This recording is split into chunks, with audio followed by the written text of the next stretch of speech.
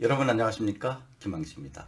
공동체 안에서 자신의 의견과 다른 의견들이 나와서 마찰, 충돌되었을 때 어떻게 할 것인가? 여러분 그런 적 많죠? 나의 의견이 정말 옳다고 생각해서 개진했는데 상대방의 의견이 내 생각과 다릅니다. 그 다른 것도 어느 정도 다른 것이 아니라 완전히 대척점에 있는 거죠. 여러분 끝까지 여러분의 주장, 논리를 펼칠 것입니까? 고집을 부릴 것입니까? 아니면 한 번에 바로 상대방의 의견을 수렴할 것입니까? 나의 의견이 아무리 옳다 하더라도 끝까지 개진하는 과정 속에 상대방은 참 왜 저 사람 저렇게 고집이 있을까라고 할 것이고요. 또 빨리 상대 의견을 수렴하게 되면 저 사람은 자기 의견도 없나? 왜 이렇게 부하내동하지? 라고 할 것입니다. 참 곤란하죠. 이럴 때 저는 나름대로의 제 의견을 논리를 내세워서 천천히 차근차근 이야기합니다. 상대방이 이걸 끝까지 들어주면 좋은데 이제 요즘 토론할 때 보면 중간에 끊고 들어오는 경우가 많죠. 그래도 그때는 살짝 손을 들어서 조금만 기다려주세요.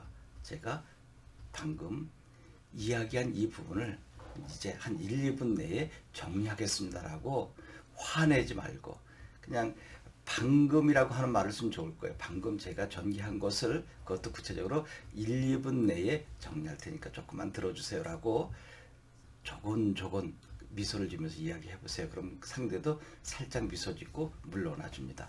이제 마구잡이의 사람이라면 할 수 없죠. 대부분 그 정도로 완곡하게 겸손한 표정을 지으면 상대방은 기다려줍니다.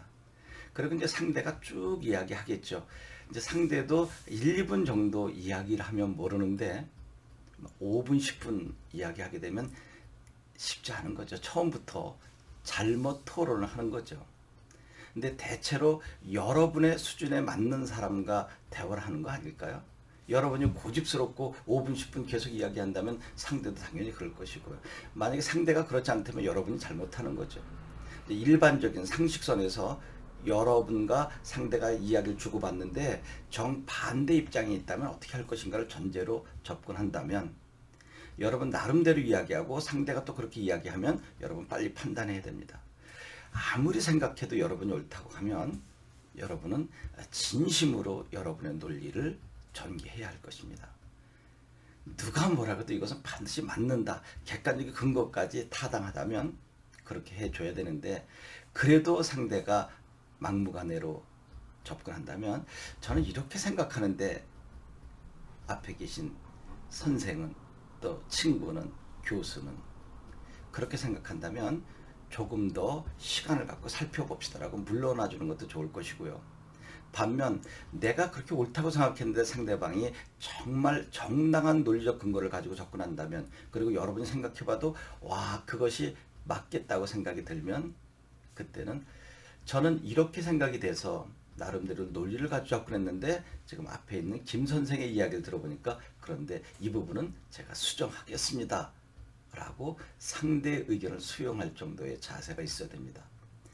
분명히 내 생각보다 타당한 논거를 제시하고 그것이 맞는다고 판단이 된다면 여러분 깨끗하게 상대의 의견을 수렴해 주어야 됩니다.